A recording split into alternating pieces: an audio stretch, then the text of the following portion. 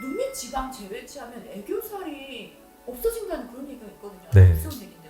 제가 수술을 해보면 눈 밑 지방 재배치 수술을 하고 나면 일반적으로는 거진 90% 이상에서는 환자분들마다 차이는 있지만 오히려 그동안 가려져 있었던 애교살이 눈 밑 지방 재배치 수술을 함으로 인해서 오히려 약간 더 부각되어 보이거나 만들어지는 효과를 준다라고 이해하시는 게 오히려 맞는 표현입니다.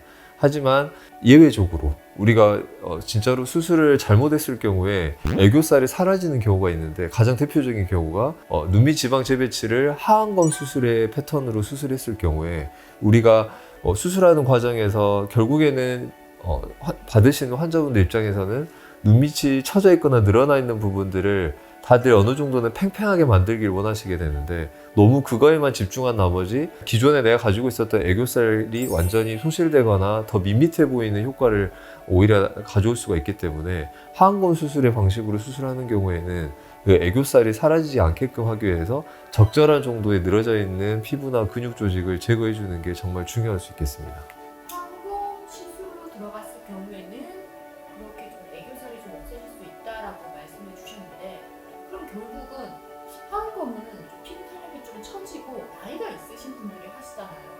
그런 분들이 하시면은 거의 애교가 없겠네요.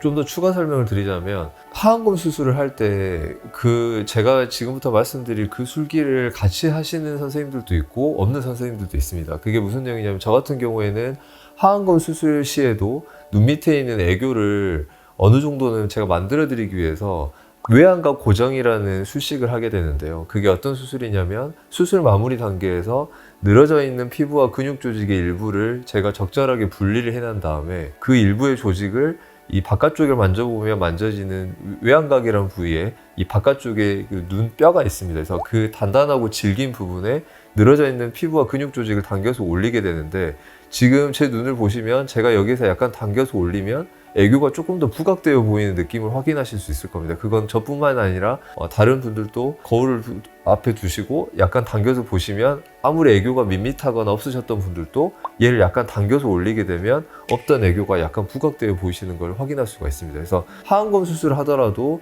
저는 항상 외안각 고정하는 그 수식을 항상 100% 하고 있기 때문에, 저 같은 경우에는 하안검 수술했다고 해서 애교가 없어지거나 이럴 일은 절대로 없습니다. 하지만 제가 항상 말씀드리는 부분은, 애교도 만들어지나요? 애교를 더 크게 만들 수 있나요? 라고 저한테 물어보시는 경우가 상당히 많은데, 저는 이렇게 말씀드립니다. 제가 항상 애교를 만들어 드리려고 하긴 하지만, 양쪽에 애교살이라고 부르는, 그러니까 눈을 싸고 있는 이 알륜근이라고 하는 그 근육 조직의 어떤 힘이라든지 아니면 두께 자체가 사람마다 양쪽이 다 가지고 있는 힘도 다르고 두께가 다르기 때문에 애교를 어느 정도 만들어 드릴 수는 있지만, 양쪽을 뭔가 자로 잰 듯이 완전히 대칭적인 느낌으로 만들어 드리는 데는 한계가 있다고 항상 안내를 해드리고 수술을 하고 있습니다.